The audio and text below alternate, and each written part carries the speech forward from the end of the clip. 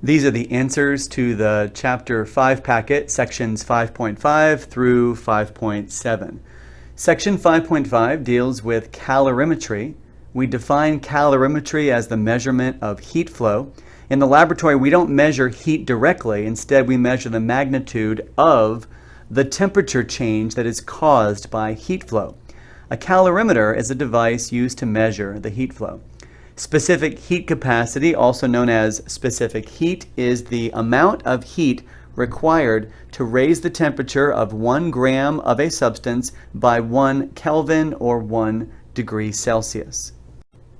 On page 176, we have an equation which looks like this. Q stands for the heat that's measured normally in joules or kilojoules. The capital C refers to the specific heat capacity, so the subscript S means specific heat capacity. You might sometimes see a capital C without that S, in which case it would just be the heat capacity, so it would not include grams. So joules per gram Kelvin or joules per gram degree Celsius. The M is the mass in grams, and the delta T is the change in temperature. In this problem, we're going to use our equation to calculate the amount of heat required to raise 25 grams of water from 20 degrees Celsius to 80 degrees Celsius. So the delta T is 60 degrees Celsius. The specific heat capacity of water is 4.18. We get that from the table on page 176. And of course, the mass of water is 25 grams. If we do this math, notice how I've used Kelvin. 60 Kelvin or 60 degrees Celsius, it's the same value. Kelvin crosses off and cancels out, grams cancels out, and I get my answer in joules. 6,270 joules or 6.27 kilojoules. In this problem, we have 5 grams of aluminum and 5 grams of water. They both start at 25 degrees Celsius and they both absorb 100 joules of heat. But notice that the specific heat capacity of aluminum is only 0.90 joules per gram Kelvin. So we have a lower specific heat capacity, which translates to a larger value of delta T. So 100 joules is equal to 0.90 joules per gram Kelvin times 5 grams. We solve for delta T, and because our delta T is 22 degrees Celsius, our final temperature is 25 plus 22 or 47 degrees Celsius. You can expect that the delta T for water will be less, so we have a higher specific heat capacity. The change in temperature is only 4.8 degrees Celsius, so the final temperature of the water is 29.8 degrees Celsius. So here we have a similar problem, but now we have unknown substances A and B. They both have the same mass, and they start at the same temperature, and they absorb the same quantity of heat. But after the heat has been absorbed by substances A and B, it was determined that substance A is at a higher temperature. So because substance A experienced a greater or larger value of delta T, then substance A must have a smaller specific heat capacity. If we have a problem where magnesium and lead are both being heated, we have 10 grams of each, and we know they start at the same initial temperature of 25 degrees Celsius, and we have to figure out which substance will reach 50 degrees first, justify your answer, the chemical that has a smaller specific heat capacity is going to experience a larger value of delta T. So the sample of lead will reach 50 degrees Celsius first. Lead has a smaller specific heat capacity than magnesium, so therefore the smaller the value of the specific heat, the greater the value of delta T. In this problem, we start with a piece of copper that has a mass of 100 grams. It is sitting in a boiling water bath at 100 degrees Celsius, and that hot piece of copper was removed from the boiling water and quickly added to a sample of water in a styrofoam coffee cup. The water in the coffee cup also had a mass of 100 grams, and its temperature was 22 degrees Celsius. The temperature of the copper metal, because it's going to lose heat, is going to decrease, but the heat lost by the copper is going to equal the heat gained by the water. So the temperature of the water will increase. At some point, the copper-water mixture reaches thermal equilibrium at a final temperature of 28.7. So because the copper was at 100 degrees Celsius, its delta T is 100 minus 28.7, or 71.3 degrees Celsius. The delta T for the water would be 28.7 minus 22, so 6.7 degrees is the change in temperature for the water. So based on the information in number 8, which of the following statements do you agree with? Did the amount of heat lost by the copper, is that going to be greater than the amount of energy or heat gained by the water? Okay, that's not going to be true. The law of conservation of energy should say that whatever heat was lost by the copper is equal to the amount of heat gained by the water. And we know that the specific heat capacity of copper would have to be not greater, not equal, but less than that of the water. Remember, the larger the delta T, the smaller the value of the specific heat capacity. For number 10, we're going to use the information to calculate the specific heat capacity of water. So we have C, which we don't know, for the copper, times M times delta T. And then we have C for the water, which we do know is 4.18 joules per gram Kelvin, times M times delta T. Then we just solve for C, we do the math, and we get 0.39 joules per gram Kelvin. Is there an important difference between writing joules per gram Kelvin or joules per gram degree Celsius? No, there is no difference because the difference in temperature on the Celsius scale is the same as the difference in temperature on the Kelvin scale. For number 12, aluminum has a specific heat capacity of 0.91 joules per gram degree Celsius. A piece of aluminum with a mass of 100 grams was sitting in a boiling water bath at 100 degrees Celsius, and then the aluminum was transferred to water in a coffee cup. The mass of the water was 100 grams, and the initial temperature was 22 degrees Celsius. So the heat lost by the aluminum is equal to the heat gained by the water. But now we have to calculate what the final temperature is. So our delta T in terms of the aluminum would be 100 minus X, where X is the final temperature. X is going to be less than 100 degrees Celsius, but greater than 22 degrees Celsius. So the delta T for the water would be X minus 22. And now we just do the algebra to solve for X. And when we do, we get X is equal to 35.9 degrees Celsius. In number 13, we're not just talking about a piece of hot metal being added to water. This time, we're doing a chemical reaction in a styrofoam coffee cup. So this calorimeter is going to contain a reaction between hydrochloric acid and sodium hydroxide. The balanced equation for this reaction looks like this: HCl plus NaOH, and it produces salt, sodium chloride, and water. The system would be the reactants, so the HCl and the NaOH, and the surroundings would be the water and the cup and the thermometer and everything else. The delta T would be 35.3 degrees Celsius minus 22, so 13.3 degrees Celsius, and the total mass of the solution would be 50 milliliters, which would be 50 grams because the density of the solution is 1 gram per mil. The total amount of heat transferred to the water has to do with M times C times delta T. So M is the mass, 50 grams, C is the specific heat capacity of the solution, 4.18, and the delta T is 13.3. If we do this math, we get our heat in joules, and we get 2,800 joules rounded off to two significant figures. And as far as the delta H, because the reaction was releasing heat to the surroundings, that's why the surroundings got warmer as a result. The sign of delta H should be negative for an exothermic reaction. To figure out the number of moles of HCl used, remember that's volume times molarity. So since we have 25 milliliters, or 0.025 liters, multiply that by 2 moles per liter, and we get 0.050 moles of HCl. Now we also have that same number of moles of NaOH, but either one of those reactants will be helpful. The delta H would be kilojoules per mole.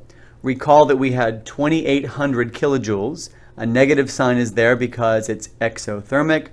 We divide that by 0.050 moles of either HCl or NaOH, either way, and we get negative 56,000 joules or negative 56 kilojoules. Again, rounding my answer off to two significant figures.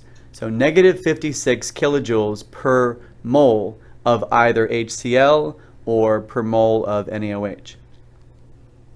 If we repeat the experiment, but this time we use 1 molar HCl and 1 molar NaOH, now we're going to have half as much in terms of the moles of reactants.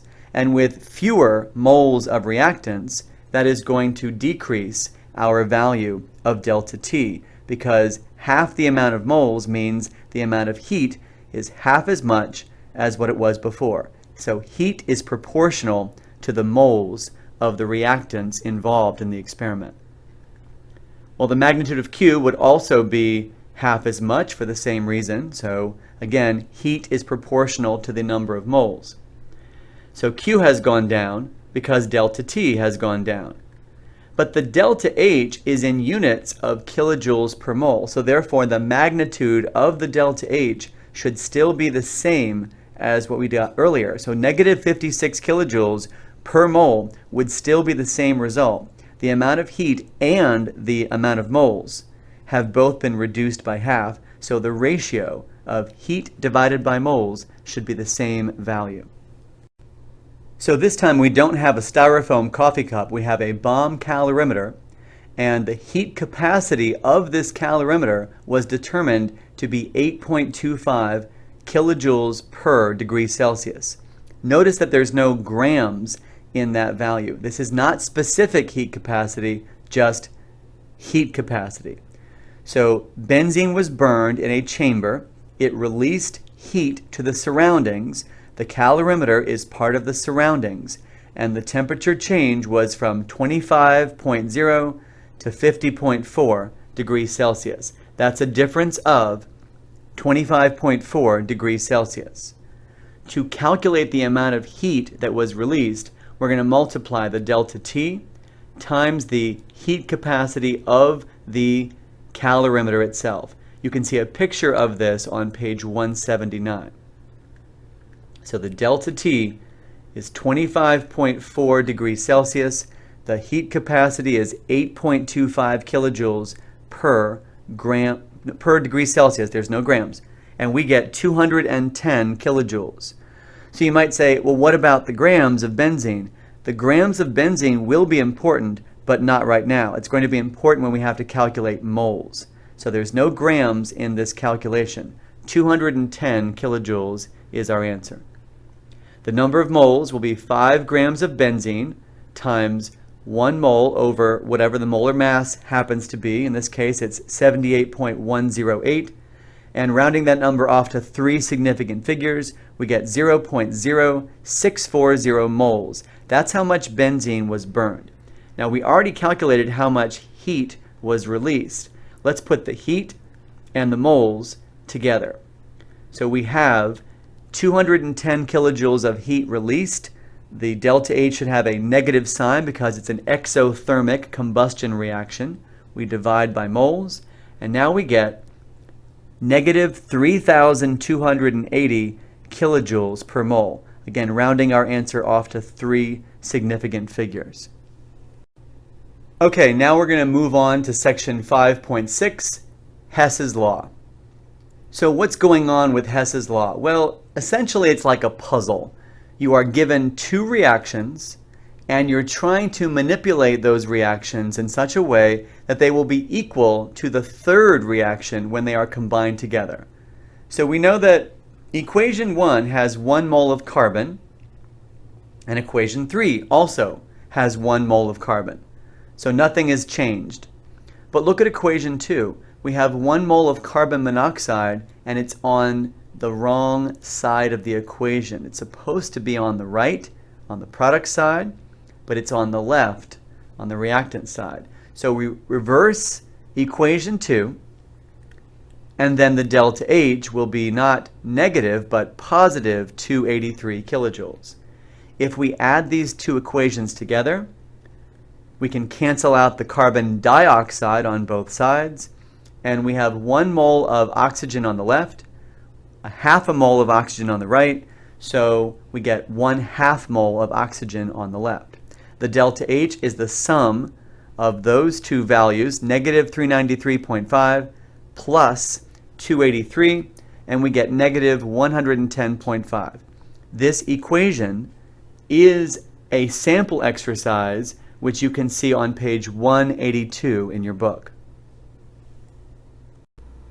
Hess's law states that if a reaction is carried out in a series of steps, the delta H for the overall reaction equals the sum of the enthalpy changes for the individual steps. If you reverse a chemical reaction, it's going to cause the sign of delta H to be reversed.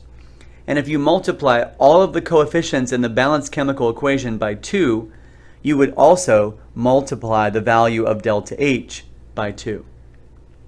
Here we have 3 equations, and we have to combine them in such a way to equal a 4th equation. Let's just take them one by one.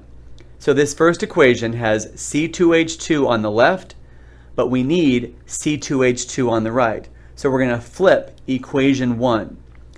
When we flip it, now it becomes a delta H of positive 1299.6. Our second equation is not going to be flipped, but we need to double the equation to get 2 moles of carbon on the left. When we double the equation, the delta H also becomes doubled. Now it's negative 787 kilojoules. The third equation has 1 mole of hydrogen already, so we leave it as is, and the delta H is unchanged. If we add those 3 equations together, we can cancel out the carbon dioxide on both sides. We can cancel out the 2.5 moles of oxygen. We can cancel out the water. And what we're left with is exactly the target equation we were trying to make.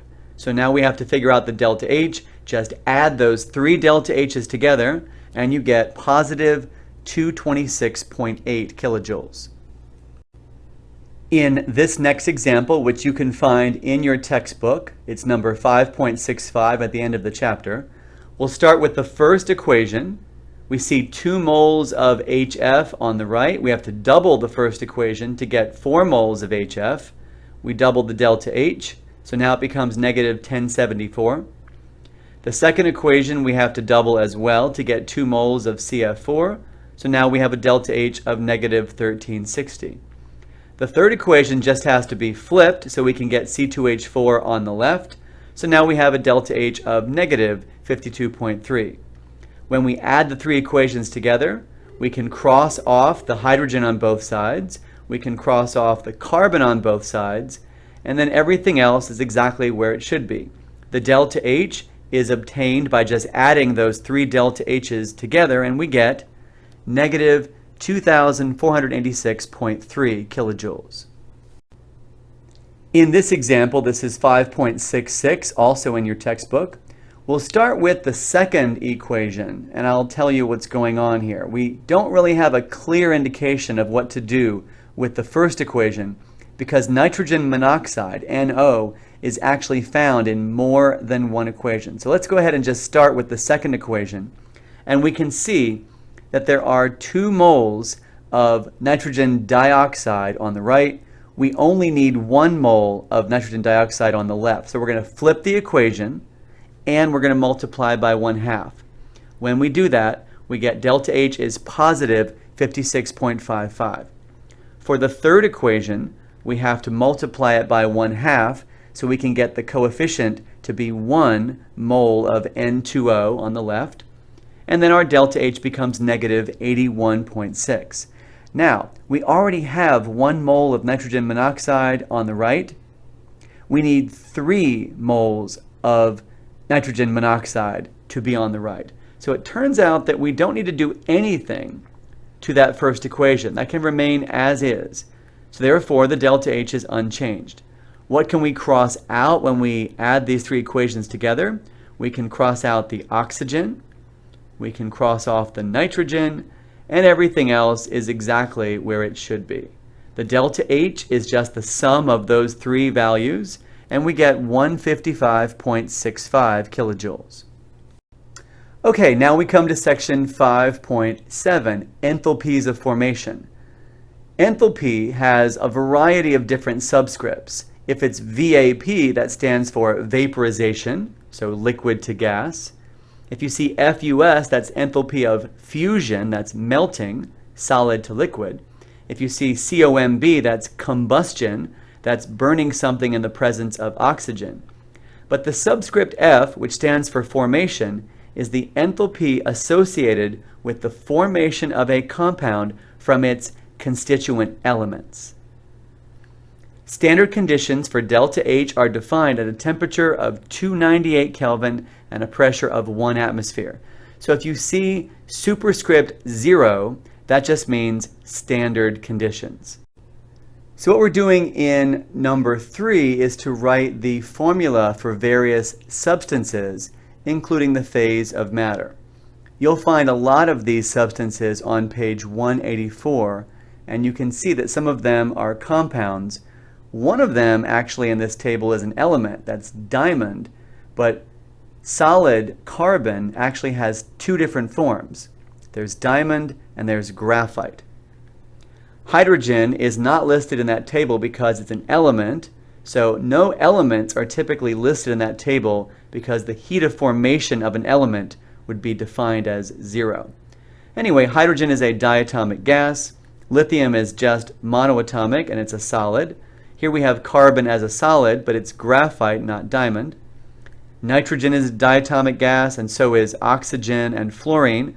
Sodium is just monoatomic and it's a solid. There are more examples of these types of substances. Here we have water, liquid water at room temperature, carbon dioxide gas, hydrogen chloride gas, methane gas, liquid methanol, liquid benzene, and sucrose. So all of these substances are written with their phase of matter as you would normally find them under standard conditions. By definition, the standard enthalpy of formation of an element would be 0. For each of the following, let's write the equation that would correspond to the standard enthalpy of formation. We need 1 mole of that chemical on the right side of the arrow. For sodium oxide, that would be Na2O, and it's a solid. On the left side of the arrow, we need the elements that would be combined together to make that substance. Sodium oxide would look like this: 2 moles of sodium, solid, plus 1/2 mole of oxygen gas. So we write the elements as they would normally appear, and we can use whatever coefficients we need to balance the equation. We keep 1 mole of that substance on the right. So for potassium chloride, that's solid potassium plus 1/2 mole of chlorine gas. For the examples of glucose and iron 3 bromide, they look like this.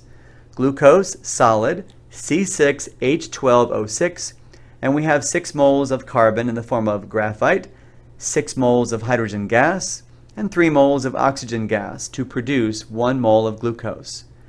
Iron 3 bromide has the formula FeBr3. It's a solid because it's an ionic compound, and it's made from solid iron and liquid bromine. Notice the 3 halves as a coefficient. Again, we can use whatever fractional coefficient we need to balance the equation, and there should be 1 mole of the substance on the right.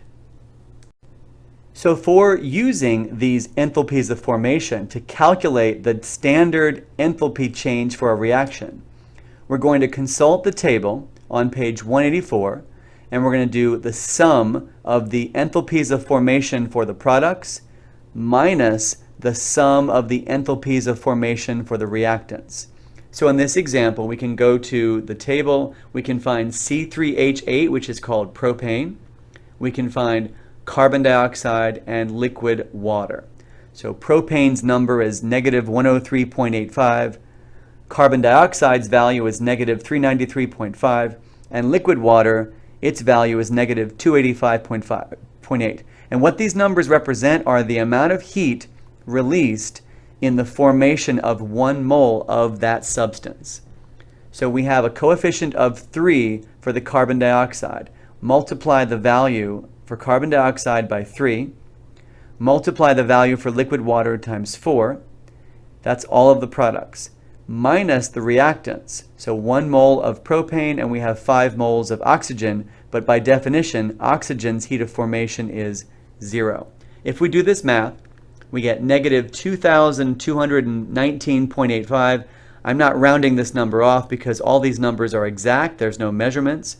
And that would be the delta H for the combustion reaction that we have written there. So we're calculating the delta H for a given reaction by using the enthalpy of formation values from table 5.3. Here we have another reaction. We'll do products minus reactants, so 6 times the number for CO2, 3 times the number for liquid water, and then minus the enthalpy of formation for benzene. If we do this math, we get negative 3,267.4. We're just plugging in the information into the products minus reactants equation. Our next equation, products minus reactants, would be we have sodium carbonate, carbon dioxide, and liquid water.